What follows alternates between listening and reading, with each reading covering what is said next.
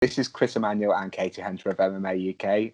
We're just going to do a quick intro to the podcast that we're going to put out very shortly, which is for Invicta 36. We will be joined by Kerry Stella and also Pam Sorenson, who's going to be headlining the event.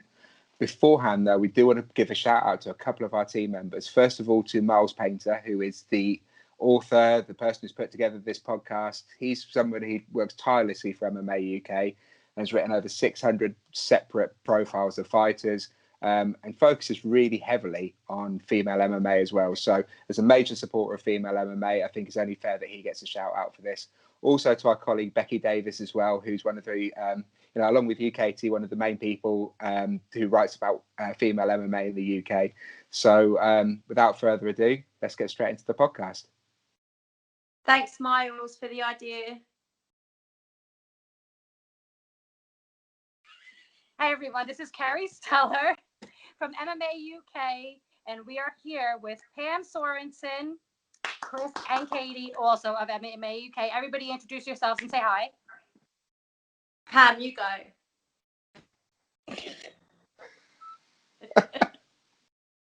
Star of the show, Pam. All right. Hi. What am I doing? Oh, tell everybody a little bit about yourself. Introduce yourself, Pam. Oh, I'm Pam Sorenson. I'm a fighter for Invicta FC. Yeah. Katie? Pam's too modest, Kerry. You do a bigger introduction for her. I'm going to. Katie, introduce yourself, and then I'm going to give my big introduction. I'm just Katie Hunter from MMA UK. Nothing more to say about me. Oh, you're awesome. And Chris? Hi, I'm Chris Emanuel. I'm an Aquarius. I like dogs and drinking beer. That's probably about it for me, but I'm also from MMA UK. Chris, I'm an Aquarius too. This works perfectly. We got a nice flow going. And everybody, welcome to the Invicta FC 36 preview show. We're going to just concentrate on the main event, which is Pam Sorenson, who we have on right now, taking on Caitlin Young. And we're really excited for you, Pam. Super excited for you to be fighting for the featherweight title. You're coming off of a huge recovery with a pretty intense surgery. If you want to bring that up and talk about that, tell us a little bit about this fight. I don't know. I've known Caitlin for a very long time. She actually trains like 15 minutes away from me. We're from the same area in Minnesota.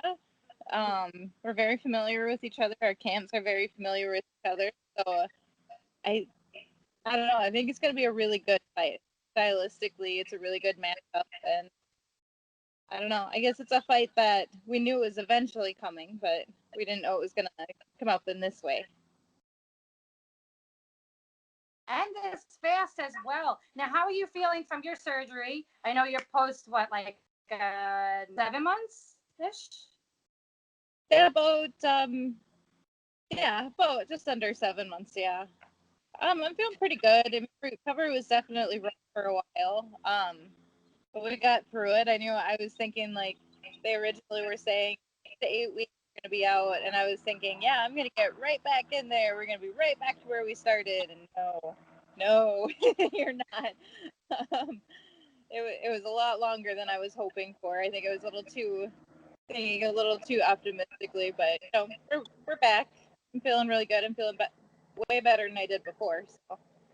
Well, I'm going to catch Chris and Katie up. Pam had, you got a tumor removed, correct, Pam? A cyst, yeah. A gigantic cyst. It was huge. I saw the pictures. The thing was gigantic. Yeah, now, so yeah, Pam had this surgery 7 months ago. Talk about that, Pam. Yeah, so it turns out they said I had probably had it for about a year or so, and it just kept growing and growing. I had an ovarian cyst that usually women do get that. They just kind of go away on their own, and I had one that just kept growing and growing and growing, and finally, like, I knew for a while I had a little sensitive spot in my stomach, and I was just like, whatever it is, what it is, it comes and goes. Maybe I'm just getting old, I don't know. And it was shortly after my fight with Felicia.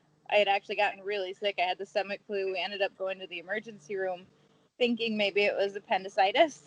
And they were like, oh, well, your appendix is fine, but you have a really big growth in your abdomen.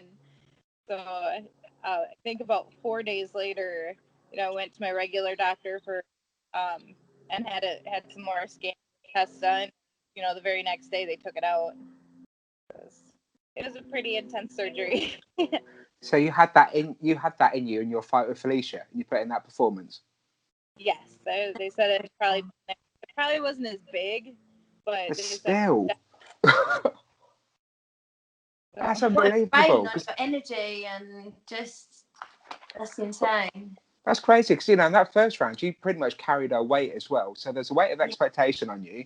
Then the first round you carried her weight, and then you absolutely blasted her in the second. I thought you were actually going to finish it in the second, and that was a hell of a fight. And so imagine what you could have done on 100% rather than operating at a much lower percentage. Yeah. Wow. Yeah. I mean, I didn't know what was kind of holding my training back. I knew I didn't feel quite right, and I knew like when I was training for stuff on the wall, especially specifically for Felicia, I knew there was positions I didn't like being because it was uncomfortable, but I didn't know why. So, but I can't go back and undo that. I mean, as much as I wish I could have, it's like it is what it is, and I got to where I am. It's gone. So you couldn't feel it itself. You could just feel that it was uncomfortable to be in certain positions. Yeah, like if you pushed on my stomach in certain spots, it hurt. And then there was a feeling of always being bloated, and I felt like I always had to go to the bathroom, and I never did. Yeah. But that's like, I don't know, maybe I'm just old and. Jeez. No, but let this be a lesson to ladies because you know what? Don't ignore when you're in pain and don't ignore when you feel little things that might be wrong. I remember I ignored, I thought was a stomach ache and a backache for a couple weeks. And then I said, you know what? Doesn't feel like it's my back. And I started saying to a friend of mine, I feel like it's like inside. Did my research before I went to the doctor. Of course, I go there, WebMD girl. And I'm like, yeah, I feel like I have a kidney infection. They're like, you're actually right.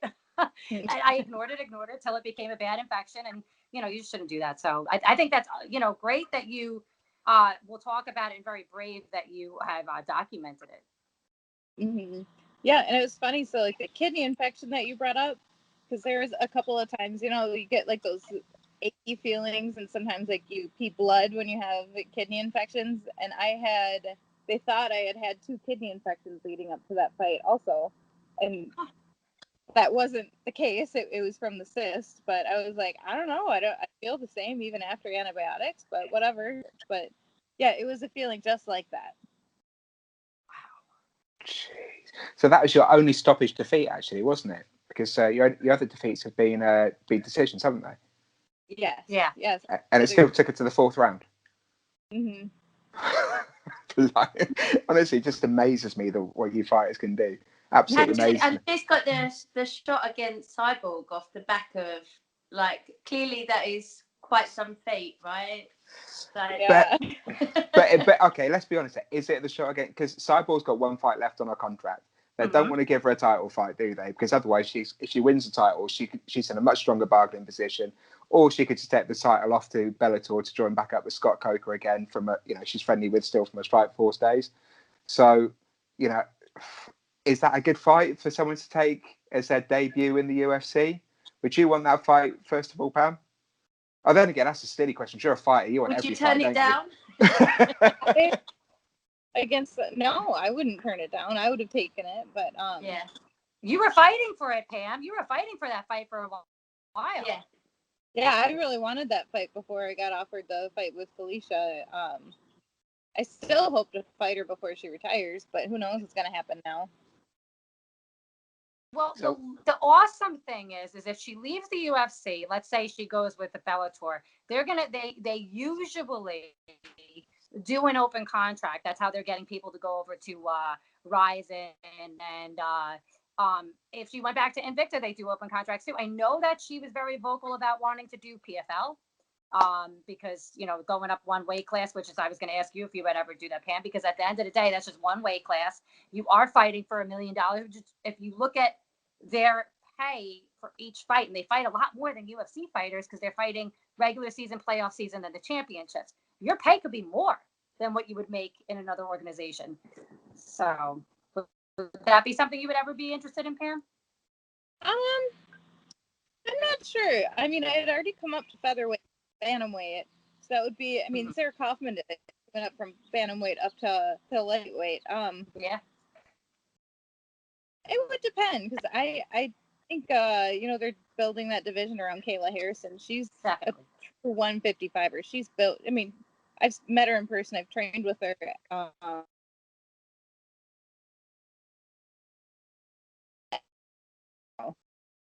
Meant for that weight class. So some of the other girls, like, yeah, it'd be there wouldn't really be a size advantage. I mean, I don't know. It would depend on the situation. Okay. Can I ask a question you should never ask ladies, but I'm going to ask it in a different way to the way I asked men. How much of a cut do you have to get to featherweight?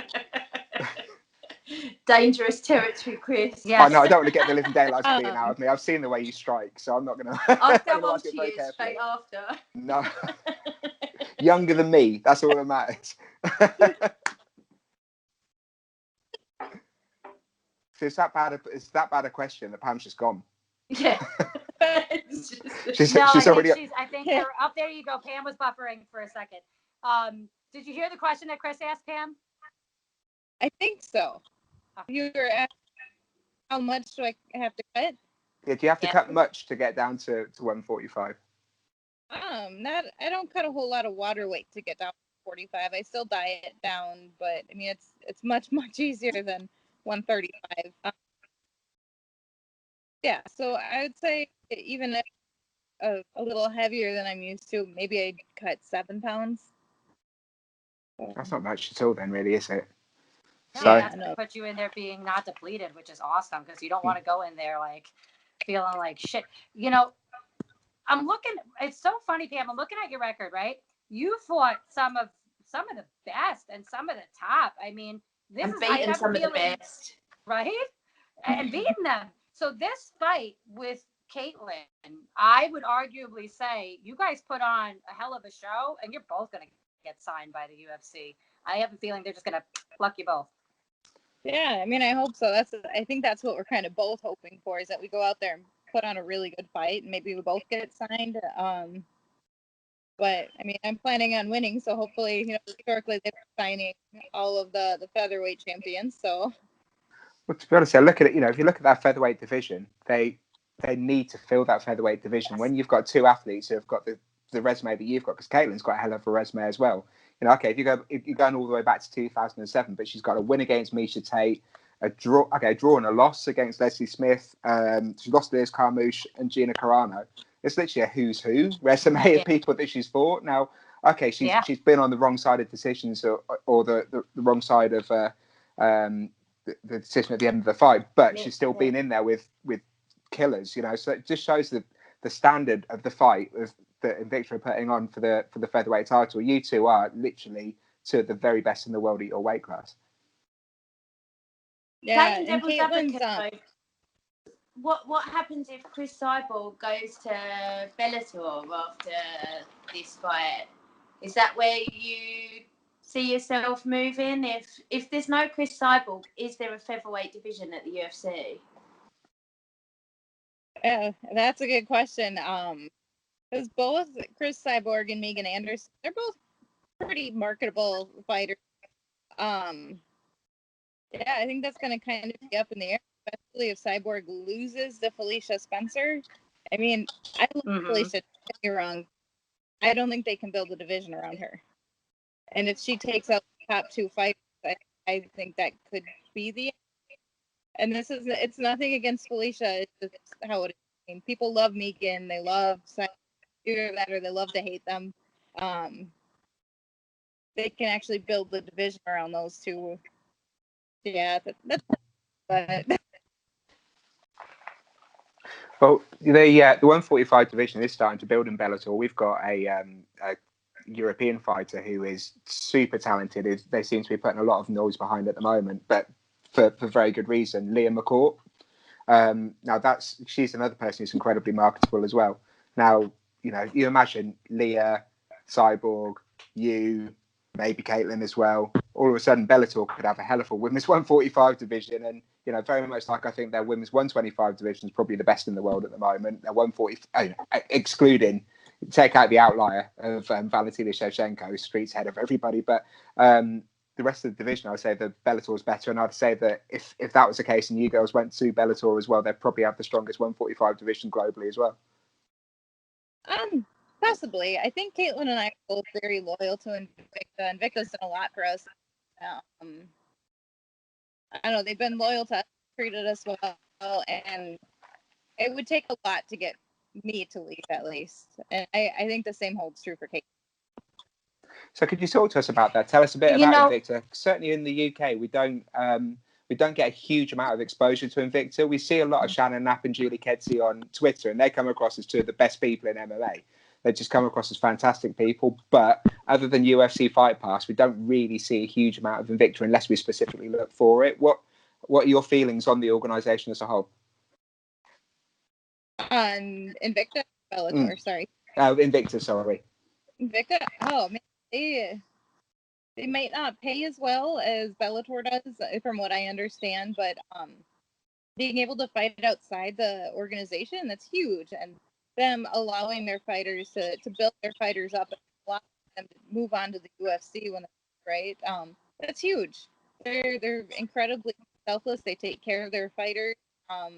They treat them with respect and dignity, and that's not something you see every day in MMA. So, I mean, that means a lot to me as a fighter.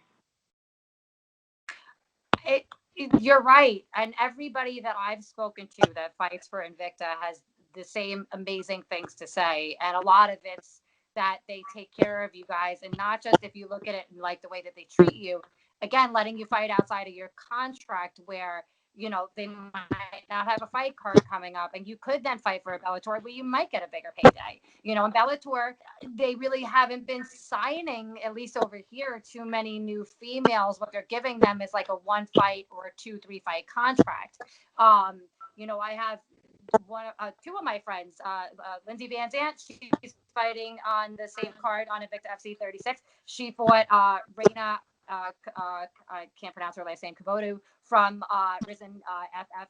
She's actually their atomweight champion. And then also, else just fought outside? A whole bunch of that's what they do. Victoria Leonardo. Alicia Zapatella, she's now fighting for Risen, and she still has a contract with Invicta. So there's something very special about that. Mm-hmm.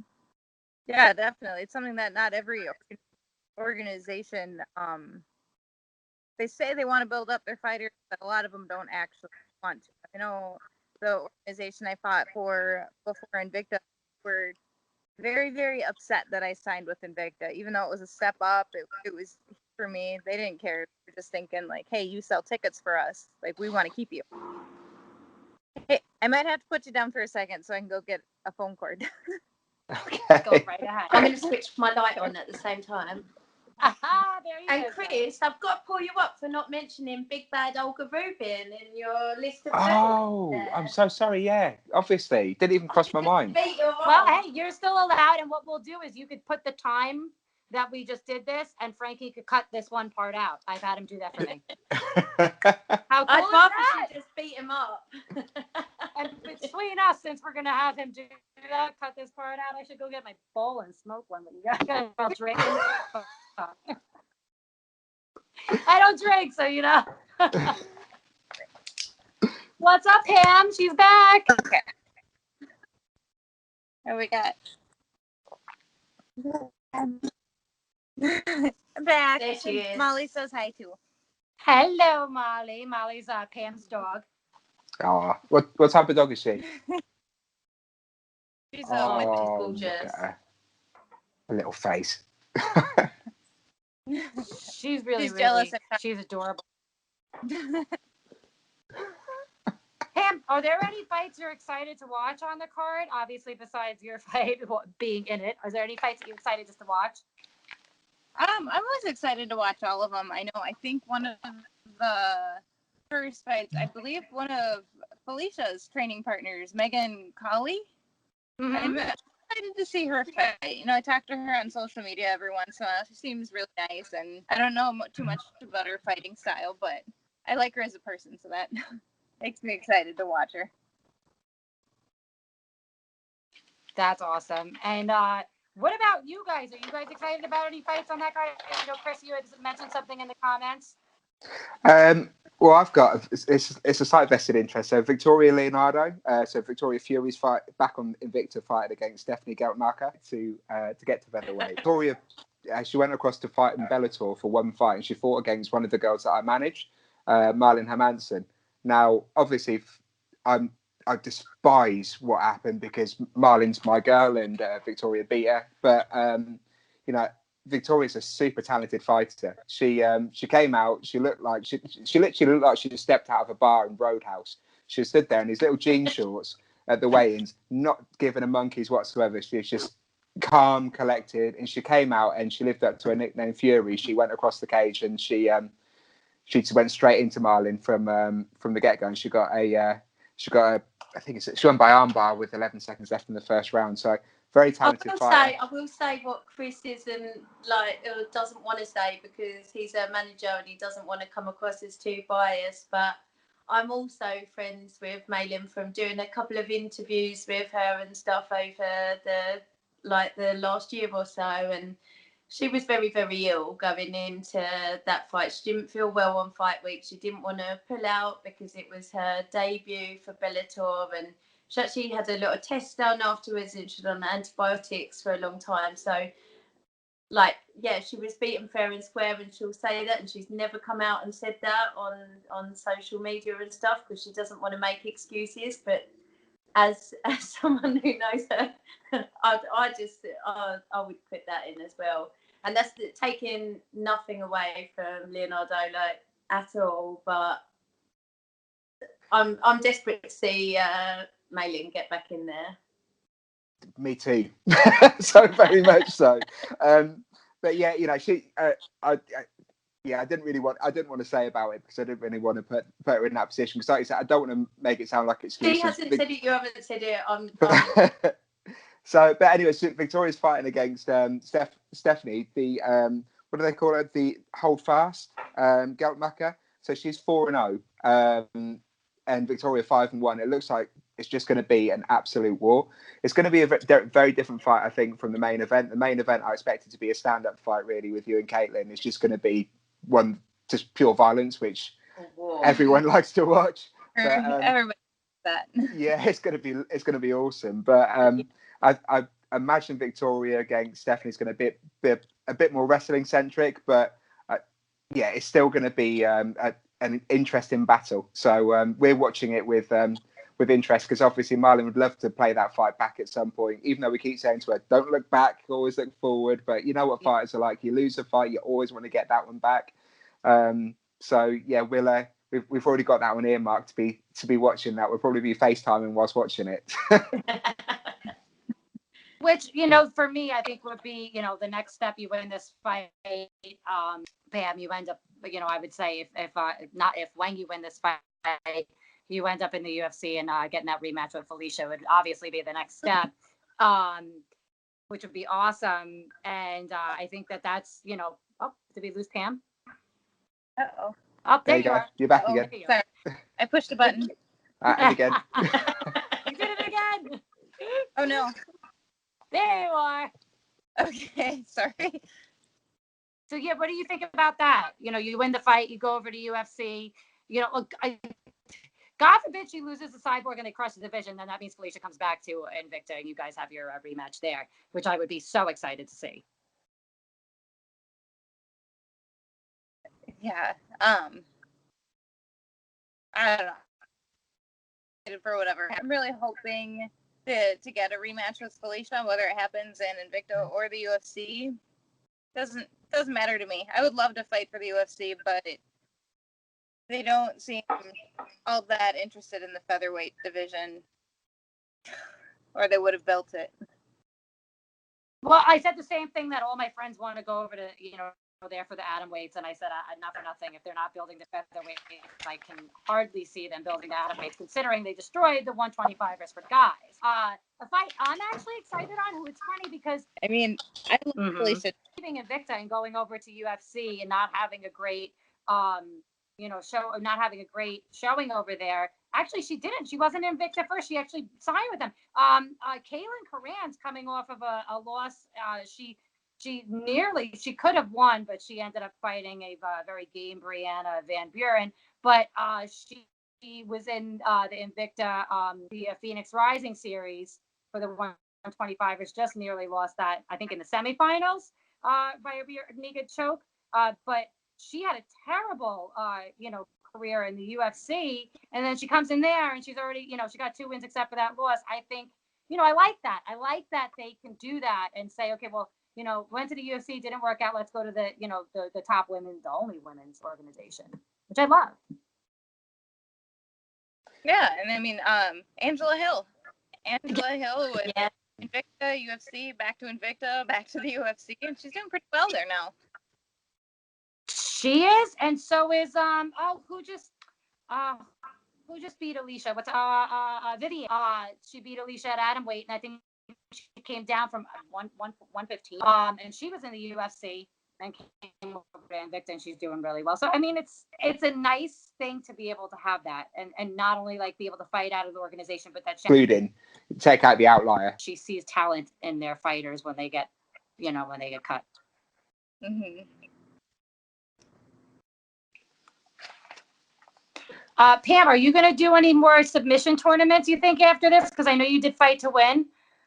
Is that something that you're going to do? Maybe keep active after this fight? Possibly. I know they had a show here just last weekend. They asked if I could do it, but I was not able to do it because I have a fight coming up. And then in October, I'm actually going over to Bosnia to do the Kickboxing World Championships. So I don't know when I'm going to have time to fit any more grappling tournaments in there, but I mean, yeah, I definitely want to. But Katie and I have the same wow face. Yeah. Like, you're going over to Bosnia to do it? That's fucking Tell us about that. Yeah, I hope the war is over there. I just remember hearing I think that's going to be the headline of the whole thing today is I hope the war is over. Yo, best thing I've ever heard, man. Best thing ever. Go on. I don't know a whole lot of Bosnia. I don't know, but have you ever fought overseas before? I have not. I mean, I've fought in Canada before, but yeah, I've never gone overseas, fought in Europe or the first time. Do you how did that come about? I mean, that's a pretty incredible jump from Invicta over there. So my coach is actually the organization that puts it on Waco, thing you see every day in MMA. Which are both some of the coaches for the Waco national team. And they're friends with all the other coaches, and they had said, hey, we're really looking to build our women's kickboxing team. We would love it if maybe you'd be able to come out in October and fight at the World Championships. And, I had asked Shannon about it, and she was like, yeah, fight in August, and then you can go do that in October. That's awesome. Was kickboxing how you got into martial arts, Pam? Yeah, I actually got started in kickboxing because I originally looking for a way to kind of get into, and so I was like, kickboxing sounds like fun, I'll give it a try. And yeah, so I walked into a kickboxing gym and just fell in love with it. Yeah, oddly enough, that's how I got into MMA. You just kind of fell into it? I think we both talked about it at the same time. Katie, what about you? No, I was just saying you've got such a strong stand-up game that I assumed that was, that your entry into mixed martial arts. But how did you make that transition from kickboxing into MMA?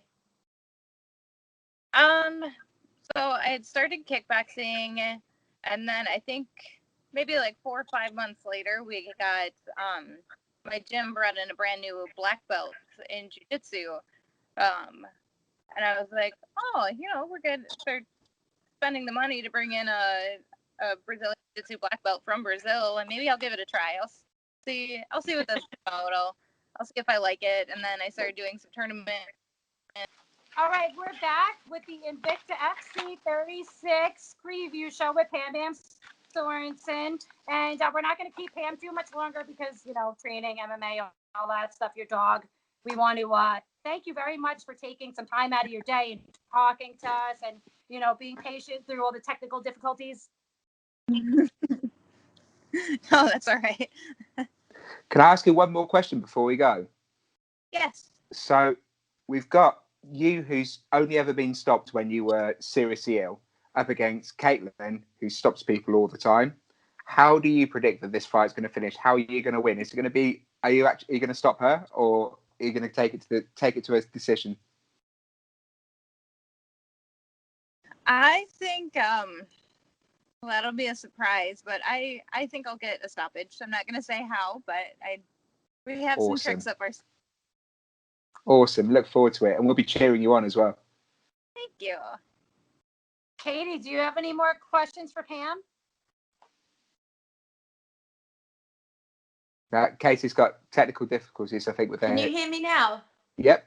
Yes. I was just going to say, Caitlin's so aggressive. How do you think you're going to handle that? Like, especially in the first few rounds. Like, how do you anticipate finishing it in the later rounds? Caitlin has a very straightforward game. She's a very, very traditional Muay Thai style fighter. We've been working on how to get around it, and the other that has done. I think we'll figure it out. She doesn't want to give too much away. I get that. And we can't blame you for that, Pam. Pam, you had some awesome walkout shirts made. Tell us a little bit about them, because I know you had a couple left. Sorry, I lost the last part of that. With your walkout shirts, you had them made for the fight. You only had a couple left. Tell us about those shirts. Yeah, I think they're supposed to get here Friday. I think that's the email that I got. But yeah, I finally made some new shirts. They're normally a pain in the butt to make and to get out to everybody, so I haven't made one in a while. So yeah, I'll have a few extras at the fight. But yeah, we got a new one too, and I think they should be here next week. And Pam, one more question from me. You are fighting for the vacant Invicta featherweight title. There's only been 3 other champions for the featherweights. What does this fight mean to you? Well, the fight is more than just a title fight. It's more than just a title to me. I've been through a lot in the last year. And I definitely had some moments where I wasn't sure if I was going to be able to come back or not. So, I mean, it really means a lot to me to get back in there and show that I'm better than before. It means a lot because I had to overcome so much. Absolutely. Awesome. It is. Do you guys have any more questions for Pam? I just want to thank you for coming on. I know, apologies again for the technical difficulties. It's been really good to actually talk to you. I haven't seen a few of your fights now. Really looking forward to getting your hand raised and getting that well-deserved belt.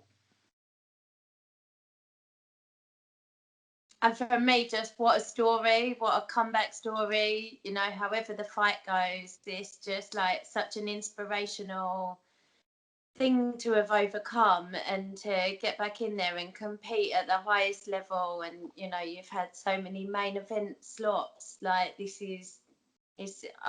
just think it's a really inspirational story for anyone who's got something that they feel like is going to hold them back. Surely it can't. It's huge. It's huge. Just really wish you all the best of luck. Thank you very much. And Pam, again, thank you for taking the time to speak with us. We're all very, very excited. You know me, I'll be watching. I'm going to cover the card live.